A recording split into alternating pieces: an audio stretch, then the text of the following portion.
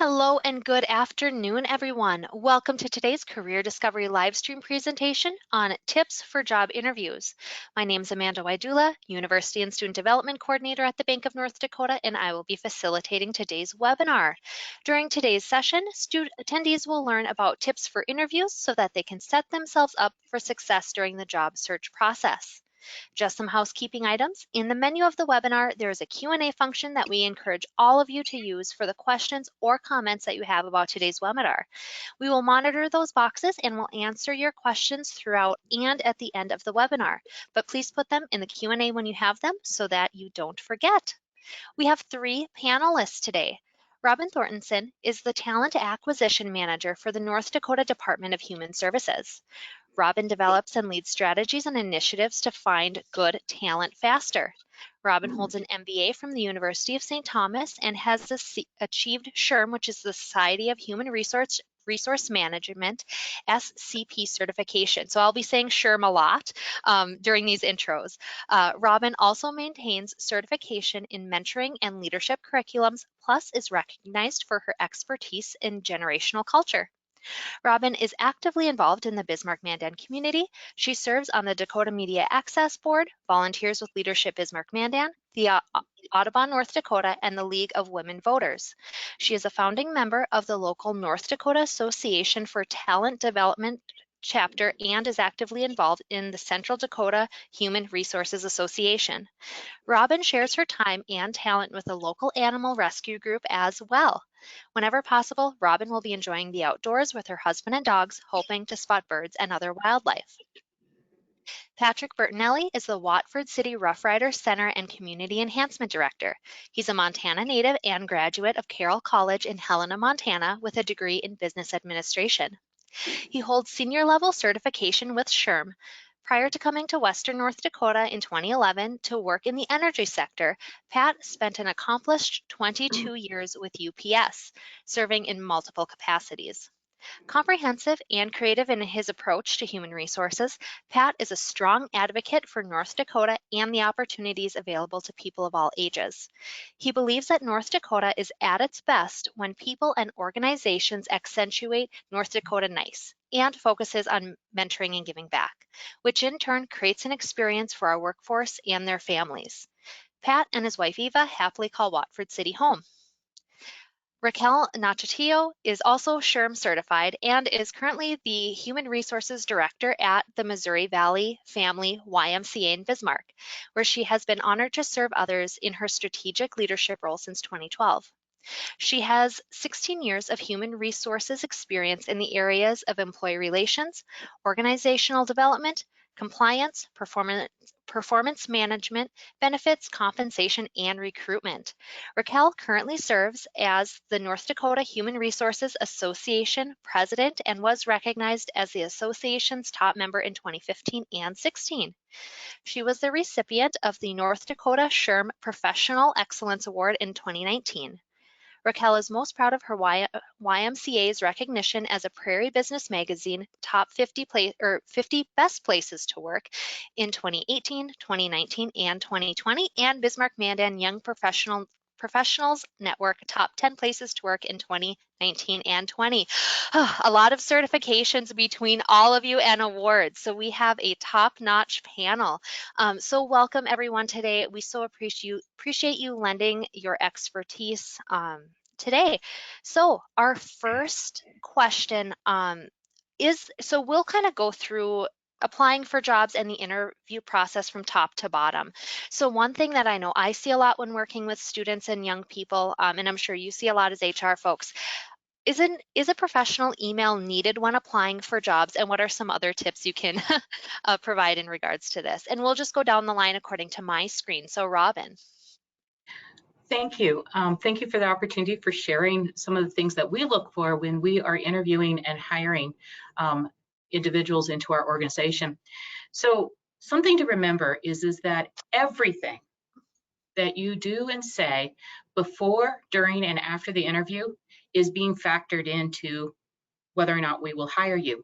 And what hiring managers are looking for is a few things. One, they want to know, do you have the skills to do the job? Do you want to do the job? And thirdly, will you fit with our organization and our team?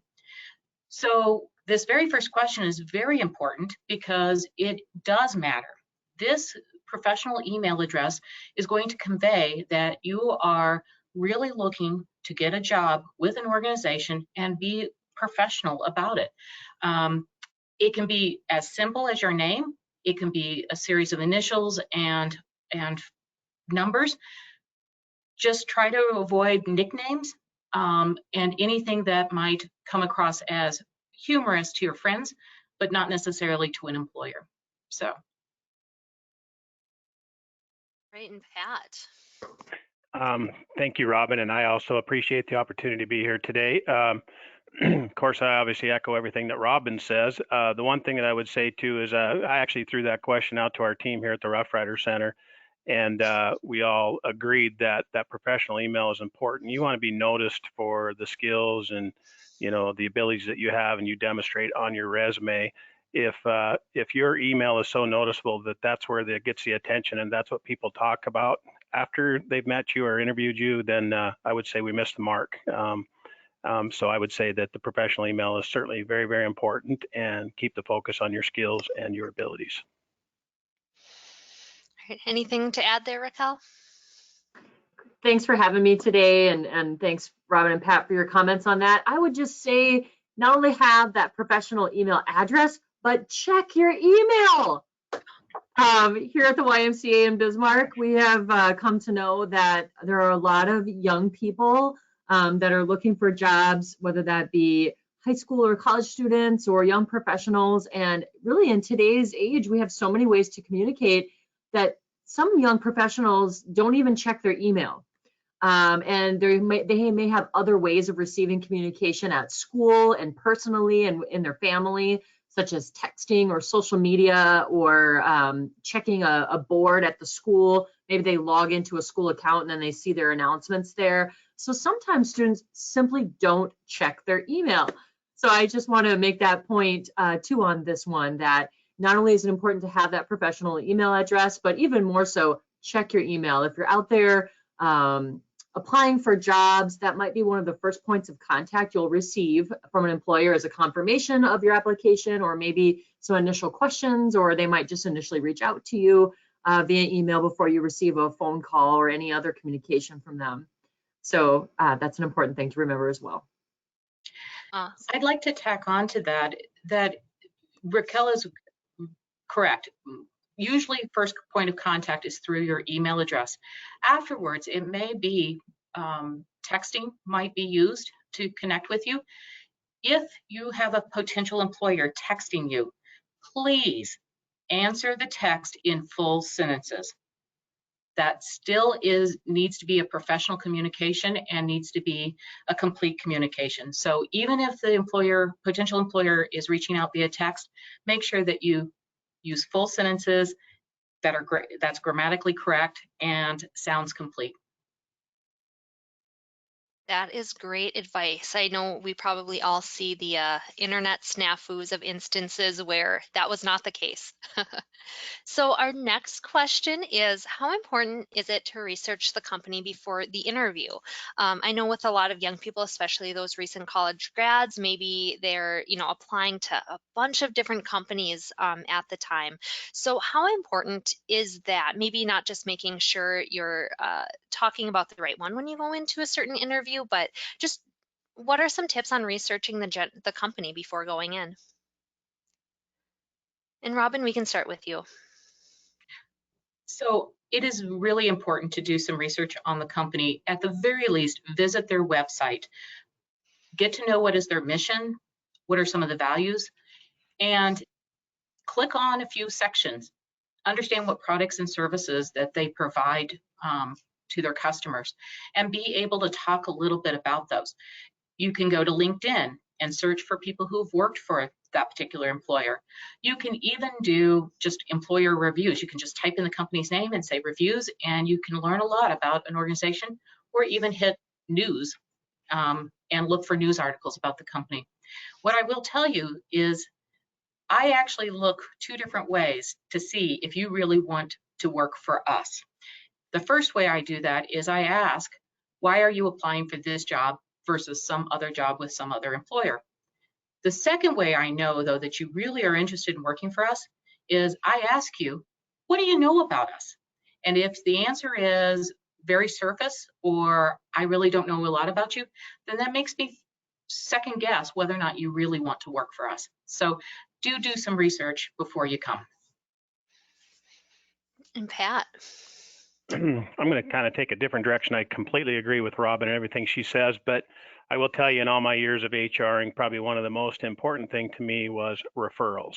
So I used to always tell employees that I promise I'll look at everyone that you send me. I won't promise that I'll hire everyone you send me. But for example, if you come in for an interview and I ask you, anything about the company and why did you apply here, if you tell me that John referred you or Sally referred you, I'm going to really I'm going to want to appreciate that. And I'm also going to probably go up to John or Sally and just say, thank you for referring people to this organization. I really am all about engagement, and I love it when the employees help build the organization. So I would think that you've done your diligence in finding out what kind of culture and what kind of atmosphere that I have. And I'd be very grateful for those employees to refer you into our organization. And that would be very important to me. So I would leave it at that.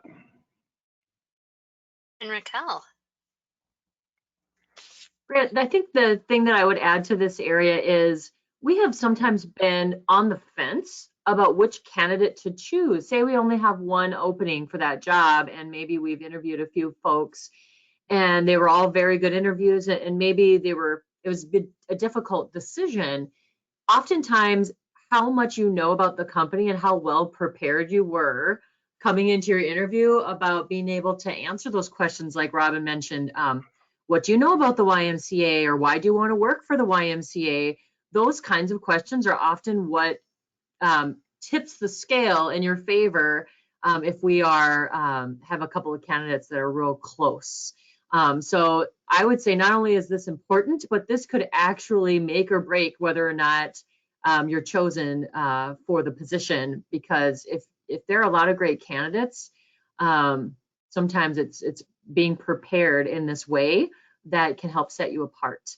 I would say another thing in terms of research that might be helpful to set you apart is come to your interview with maybe some examples of some work that you've done. So that could really apply to any job. I mean, I know it might seem like, well, really, what if it's more of an entry-level position? I really feel like there's many ways to apply your experience, even if it's a school project where you come with just a printout of maybe the PowerPoint that you did for this group project. And maybe if it's here, we employ early childhood teachers to work with children ages 0 to 5. So maybe it's a lesson plan that you created that would apply to this particular age group, and why. So that's another tip, is maybe to come prepared with some examples of some work that you've done. Those are all great pieces of advice. So moving on to the next question, and we'll reverse the order. Raquel, we'll have you go first this time. Let's talk about the importance of being on time. I know it seems common sense, but sometimes things that are common sense aren't always or aren't put into practice. So let's talk about being on time and timeliness. Raquel. Sure, thank you. It is very important to be on time for your interview. Just like you said, that might seem very obvious, but I think it's probably easier said than done. I mean, life happens, and sometimes it's hard to be prepared and to get from here to there before you get there for your interview. But it is very important, and I do think a lot of employers see that as an indicator into how it might be if they were to employ you. Will you tend to be in a rush? Will you tend to be running late? Are you prepared? Also, if you're in a rush or you're late, sometimes I think your emotions might feel like you're in a rush, and you might not think the interview questions through very well, or you might not present yourself in a way that's very fair or isn't an accurate depiction of who you are. And so I would say that is very important. Although you don't necessarily want to be too early either. a lot of us do a lot of interviewing, and sometimes it can be a little difficult for interviewers when someone shows up 15 to 20 minutes early. It can put some pressure on your schedule, and so it's okay if you're asked to wait and you have to wait until your interview start time. So I would suggest maybe 5 to 10 minutes early at the most, but definitely be on time, and to alleviate both that perception of who you are and what an employer can expect if you are gainfully employed, and to not feel rushed through your interview, so you can show a good, accurate depiction of who you are. All right, Pat. Well, not much more to add on that one by any means, but I would say that it definitely is a first impression, and being on time and that type of stuff. And then it really articulates your ability to plan and hit a deadline. In this case, it would be interview. So I do think it's very important. And in the event that something comes up where you have a flat tire or something like that and you're going to be late, I think that typically you're going to have contact information for the person that you're going to be interviewing with. So I think it would be in your best interest to at least give some type of indication that you run into an obstacle and you'll be a few minutes late, just as a courtesy to communicate. All right. And anything to add, Robin?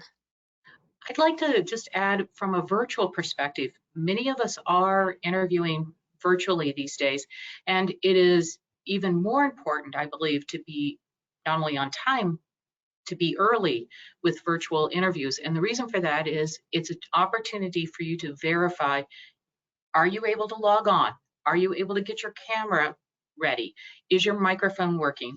It gives you those few extra minutes to make sure everything works, so that you aren't feeling rushed and nervous, like Raquel had mentioned. So keep in mind, this applies not only for in-person interviews, it definitely applies for virtual interviews. And I'd like to throw something in there, Amanda, too. I think that the importance of pre-trip, for example, if you've not been to that facility for an interview or you're not sure where it is, I think driving to that place the day before or the morning of and just verifying where you're supposed to be, and same virtually, just making sure that your computer works, your audio works, all that other type of stuff, and just conduct a thorough pre-trip. I love that advice. I definitely will say I have done all of those things that you have suggested, but that's also just part of my DNA. So our next question, and Pat, you kind of alluded to it a little bit. What are some of the elements of a good first impression? So we talked about that piece about being on time, but what are some other things that you look for in regards to good first impressions? And let's see, Raquel, you can go first on this one too. Okay, great, thank you.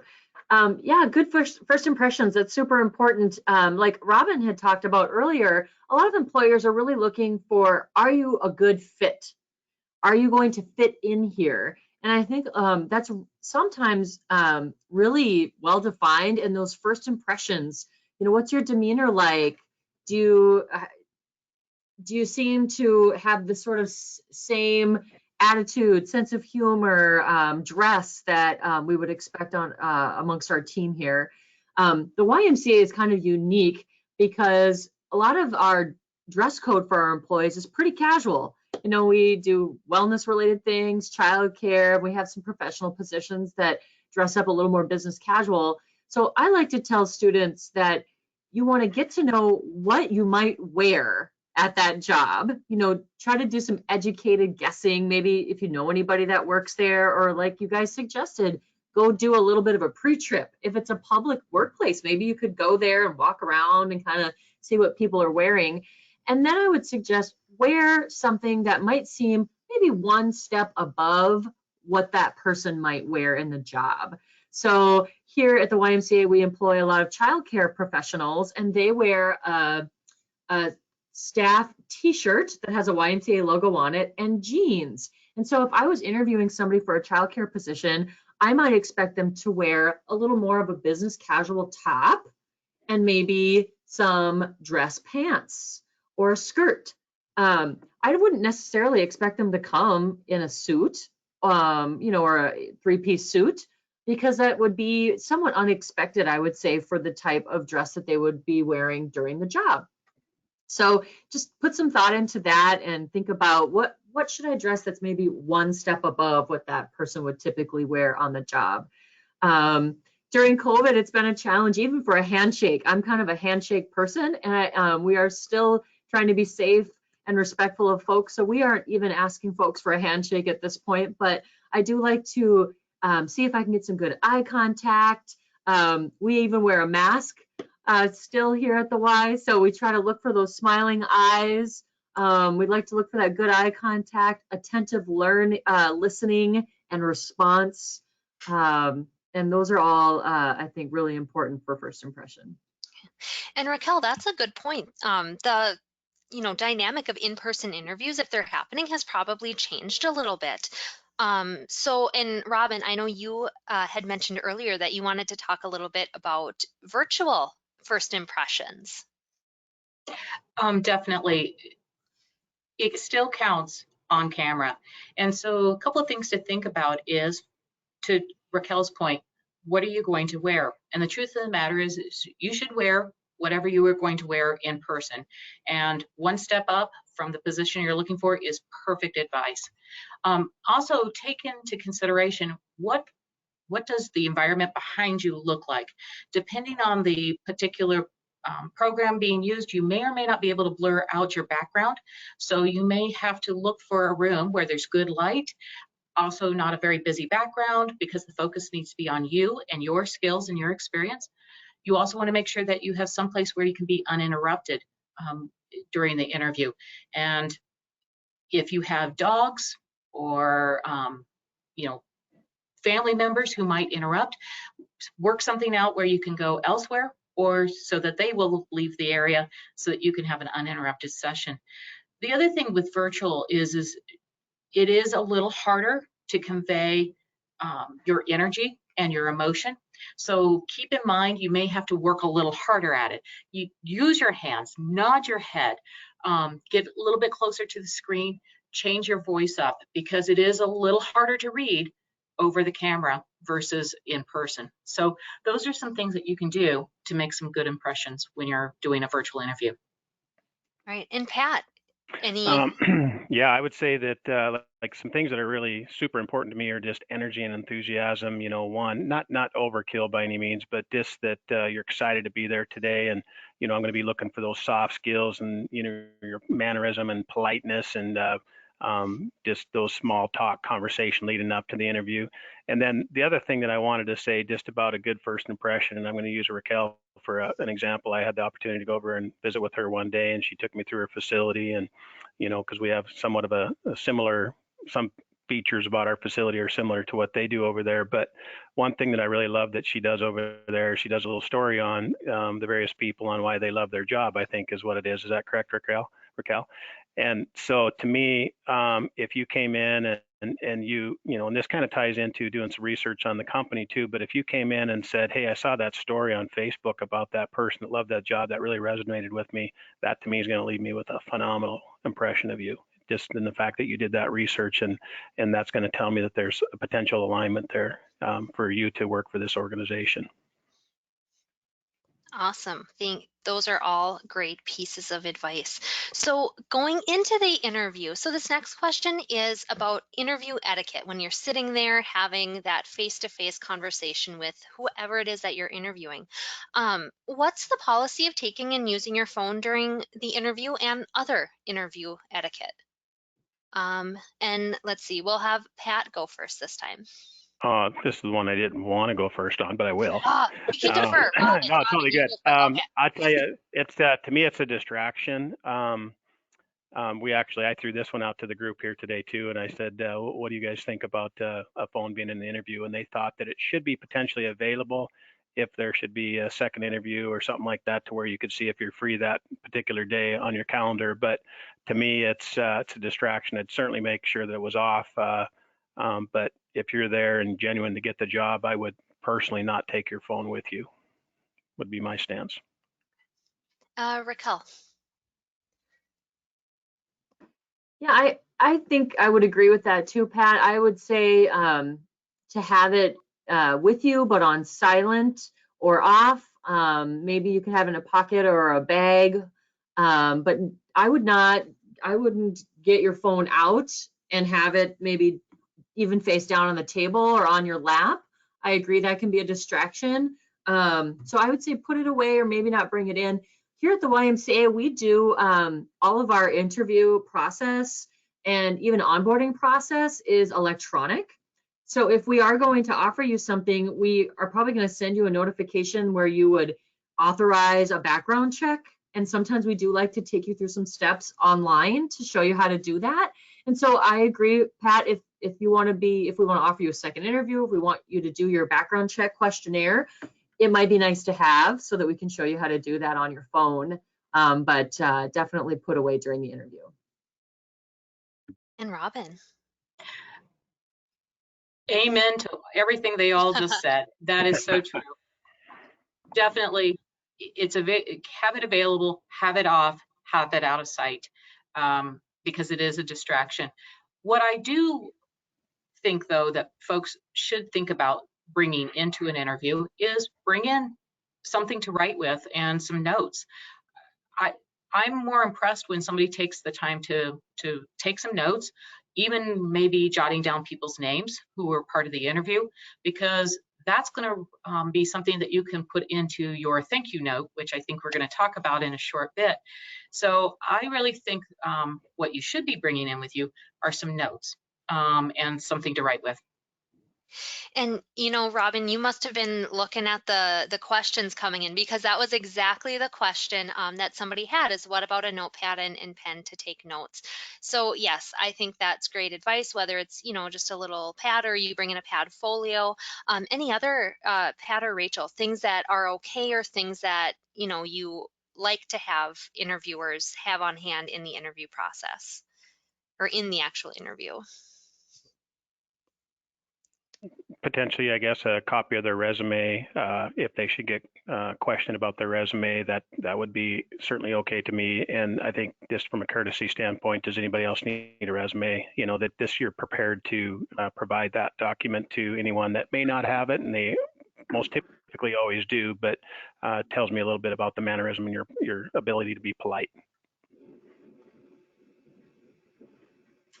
I agree with that. And I would say if you're bringing that pad of paper and pen along, maybe have some questions written down. You'll probably find that in most every interview, you'll be asked, do you have any questions for us? And sometimes it's hard to think of those at the end of an interview. You might have known them when you came in, and now maybe you forgot about them or you feel like they were answered. It's nice to be able to look down at those questions you had prepared to remind yourself what your questions were. And it shows that you're well prepared, because you might say, oh, well, I had this question and you've helped me answer that. And, I have a better understanding for that. So if you're going to bring that pad and paper, you might as well have those good questions prepared and written down there.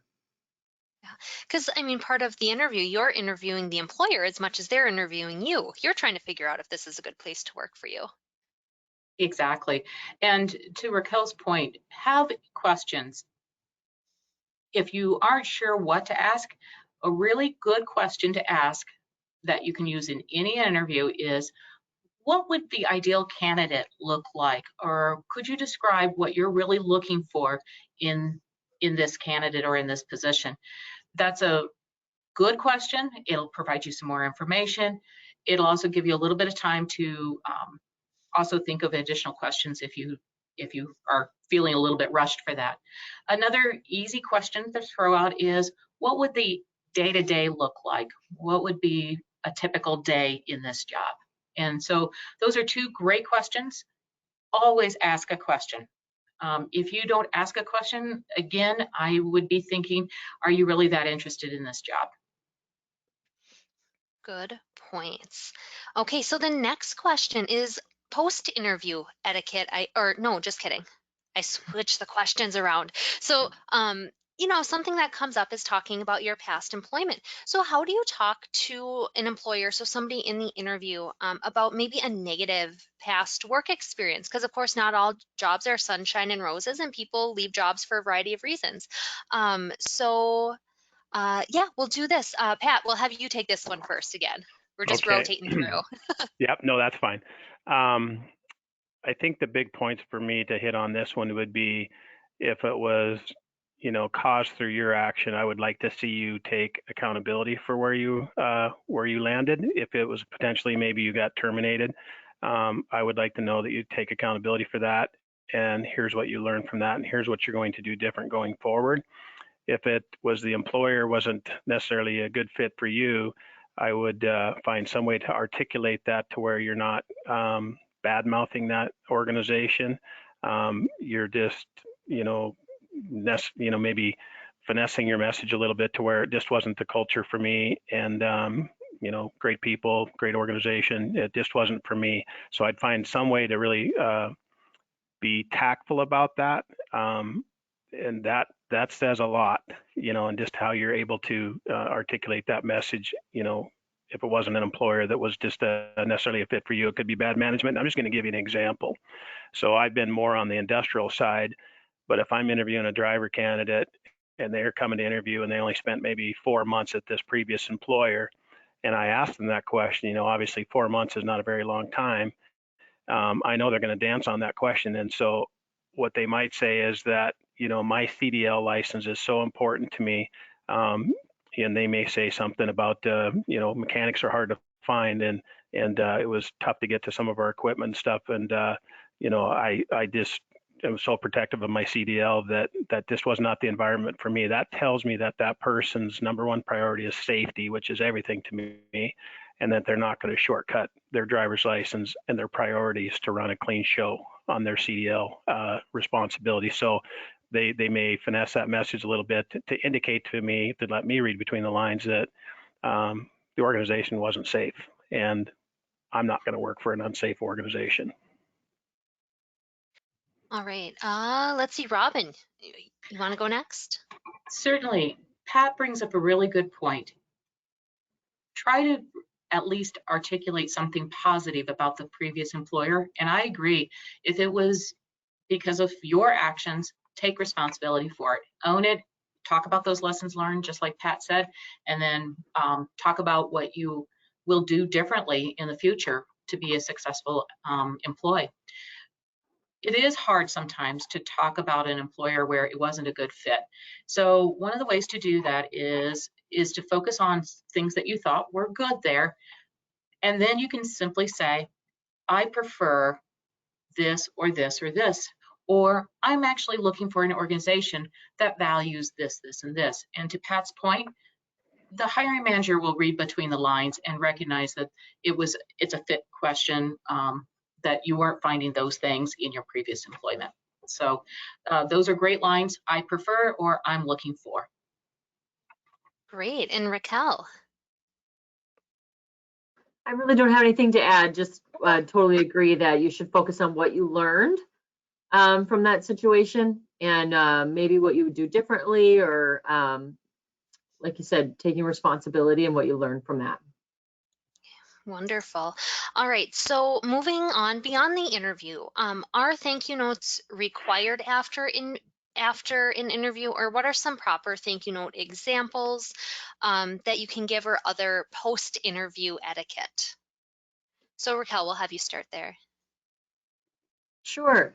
I love this topic because this is kind of old school, and it's old school in a good way, because let me tell you this, we have a lot of young folks that work for us here at the YMCA, and if you send a handwritten thank you note, you are going to be set apart in a good way, because those don't happen that often. I'll tell you that.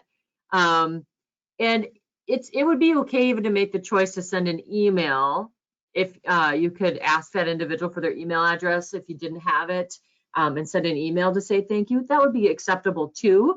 But I think either one, a handwritten thank you note or an email, will really set you apart. We interview many, many, many people here. We employ 450 people. And so you can imagine all the interviewing that we do. And I would say a thank you note of any kind, whether it's handwritten or an email, is very uncommon. So when you choose to do that, you really do set yourself apart in a very positive way. I think it speaks very highly of you that you took the time to say thank you for the individuals that took the time to interview you. And in order to do that, you have to have their contact information. So that's why it's very important to ask for that during the interview, write it down, maybe ask for their business card. If they communicated with you via email, you could ask for their address or see if that's in their, a lot of times folks have a signature in their email that might have their mailing address in it. But this is a very sort of old school way of standing apart. And I would say it used to be that everybody did this or everyone was taught this, and it's just not the case anymore. I think it's still definitely something you should do, but people just don't do it.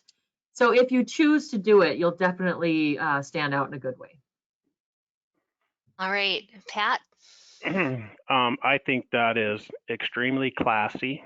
And I would say that if you genuinely want the job, that would be a great best practice. And I'll tell you, I don't care who you are, if you're an HR person or any of that type of stuff, anytime you have the ability to maybe put a little wind in somebody's sails and, just given the fact that most everyone works very, very hard, that is just such a nice thing to receive, just to, acknowledge what you're doing and fill in those positions. So I think it's certainly classy at all levels. I would say that typically see that in higher type, positions, whether it be, manager and maybe an up type of deal. But if you genuinely want that job, I would say that I think a note to, just like, for example, to Raquel would say, hey, I really enjoyed our time today.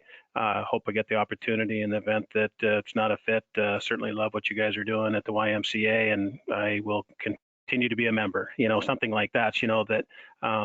So I just think it's very classy.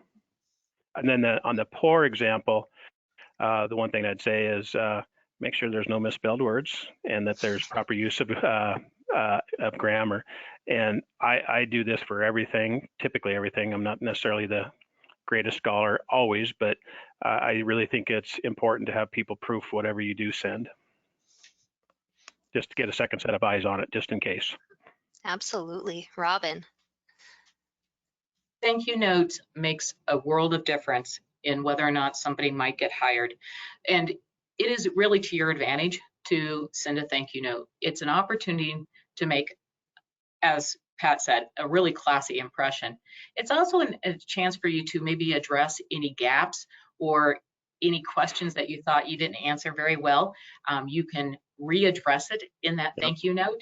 You also have a chance to reinforce what skills and what experience matches up and how much you really want to be part of the organization. It also demonstrates your writing skills. Hiring managers are looking to see that people can communicate clearly, and this is one more way that you can demonstrate that you can communicate really clearly. Timing is also really, I think, important. Try to send your thank you note within 24 hours of the interview.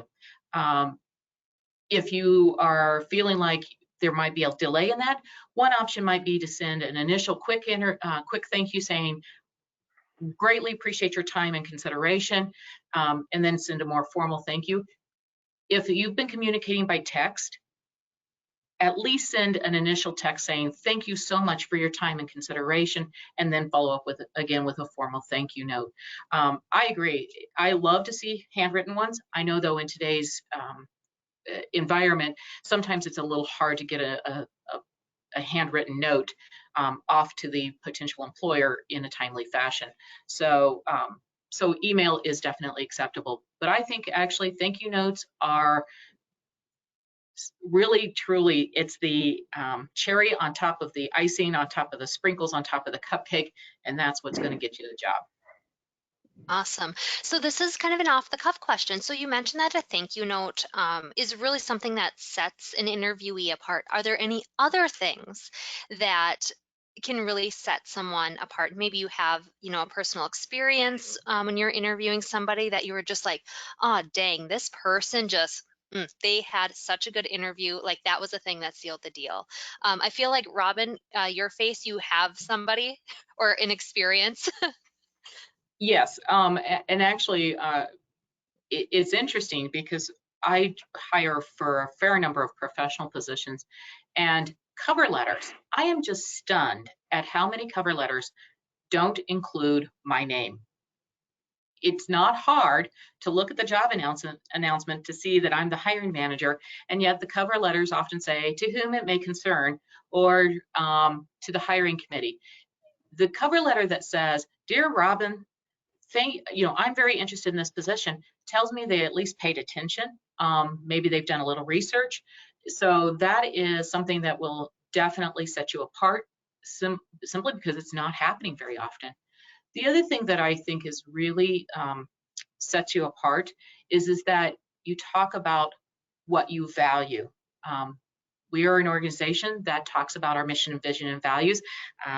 And when somebody starts talking about what they value, that helps us understand if there's a fit. And so that's another way for us to have someone set themselves apart. Let's see. Let's go with Raquel. You look like you had something come to mind too. Sure. We are also looking for people that have our values, and we actually put that right in our job post. It says in literally every single job listing that you will go out and see on the Y website, we are looking for someone that displays the values of caring, honesty, respect, and responsibility. And so we ask interview questions that are called behavioral interview questions, and I would say most employers are using a similar type of interview question.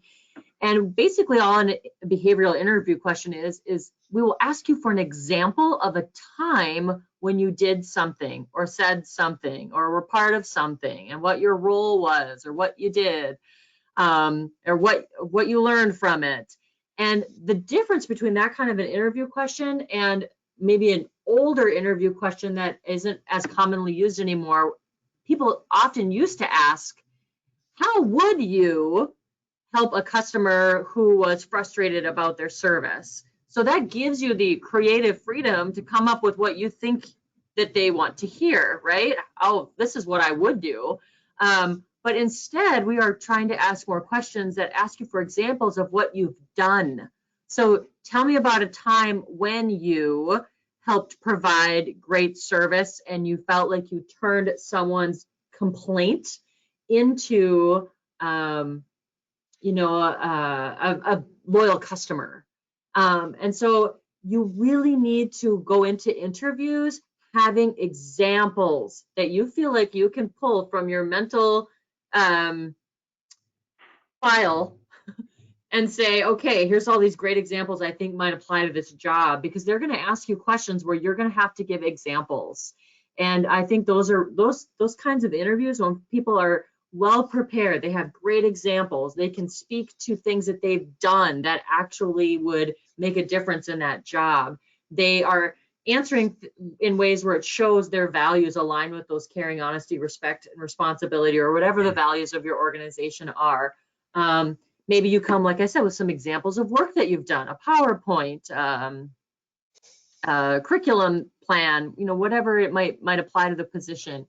And then knowing a lot about the organization, and maybe even having a personal story, like, one time when I visited your store, this is what happened, and I thought that was amazing, and what a great place to be a part of. And so those are the kinds of things I would say set folks apart. Awesome. And Pat? I was just I know we're running out of time here. The one thing that is really, really super important to me is volunteerism. And the reason it's important to me is in my years of being an operations manager at UPS, it was a game changer for us to take employees out into the community and help United Way or help some of these different organizations. And I just saw the team building and all this other stuff, and it really actually helped our overall results. I mean, we took our operation to be not number one out of 63 different operations, and that was the difference maker. So given that experience, I look for people, it may not necessarily be asked in the interview, but it says something about you. If we see you on there, volunteer experience, I'm looking at that. That tells me something about you, that it's not just about you, it's about helping others. And just personally having been through all those types of great experiences, that's going to tell me a little bit more about you and your character and all that type of stuff, which is extremely important to me. Awesome. All right, so attendees, this is going to be your last call for questions. Just a reminder, you can put questions in both the chat or the Q&A box, and we will answer them now throughout the end of the webinar. But moving on to our very last question, and I know, you imparted a little bit of advice here in the previous question, but what are other advice, other pieces of advice that you have for job seekers that we haven't quite discussed yet? So we'll just go back down the original line. Robin. There's a phrase that says prior planning prevents poor performance, and this really applies to interviews. Plan out how you want the interview to go. Practice answering questions about your experience. Practice identifying examples of how you demonstrate those values that are important to that organization. So plan it out and think about how are you going to convey that you have the skills and the competencies to do the job, that you have the passion to do the job, and that you're going to be a fit with the organization. And if you do some prior planning, I have complete confidence that you all are going to have an absolutely stellar performance during your interview. Awesome. Pat. Mine's probably more after you get the job. I would just say that, throughout the years and my work experience, whatever job I had, I found a way to tell myself that it was the most important job out there, and I'm going to learn everything I possibly can. I'm going to give it 110%. As I'm giving 110%, I'm also going to build my skills and that type of stuff. So I think it's important to, we've all had that job where, gosh, I don't really like it all that much, but I have something to learn here, and, that stuff. So take every opportunity to learn anything and everything that you possibly can. I mean, I had a job as a beekeeper for 2.5 years, and not that I necessarily like getting stung. I grew tremendous respect for the bees and what they can do, and just how you make what they do achievable and that type of stuff. So I gained a lot of respect for what they do, you know what I mean? And it was a great job, and I had a lot of takeaways from that job. So look at the takeaways for the various jobs that you have or have had or do throughout your journey, and learn and become a better human being through that experience. I love that advice, Pat, because everyone's got to start somewhere. It doesn't matter if you're, Yeah. Working at Subway. That was my first job. You got to take pride in your work, be the best sandwich maker you can be, and then you're going to, go on and do something else, right? Well, yes, and I'll just tell you this. I unloaded trailers at UPS for 2.5 years to get to where I am now. That's where it started for me. They opened the door for me in HR just by seeing the dynamics of my ability to talk to people. But in that role, this is dorky, but I knew I was working for Santa Claus on that one, and I was going to be the best one he had. Awesome. All right, and Raquel. Yeah, I would just say make sure you know like what you're looking for, where you want to work, where would be a good match for you, and really do that research to find the right fit and find the right match. And I think it's great that I got to be in the panel with Pat and Robin today. I've had the opportunity to work with them in many capacities, and I appreciate them both. And the three of us have similar stories. I'd like to tell this to students to encourage you. You get a lot of pressure to know what you're going to be. What are you going to go to school for? What are you going to study? What are you going into? And I know that can be a challenge for people when you're young and trying to figure out what you're going to do with the rest of your life. Personally, I have a degree in mass communications, and I thought I was going to be a broadcast journalist, and now I have a long career in human resources.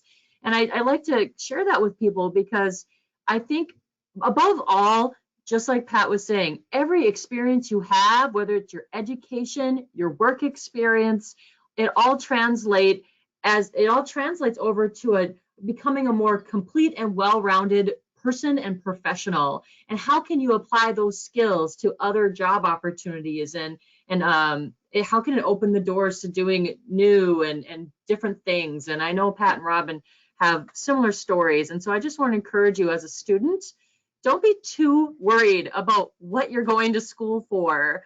Find something you're passionate about, and then take every opportunity in your learning process and your work experience to apply what you learn and the skills that you gain to, translate them to careers that you're excited about and places that you feel that you're a great fit. Awesome. I love all of this advice so much. All right. Well, we did not see any additional questions come in. So thank you everyone for joining us today. Thank you to all three of our panelists for lending your expertise, and quite the expertise it was.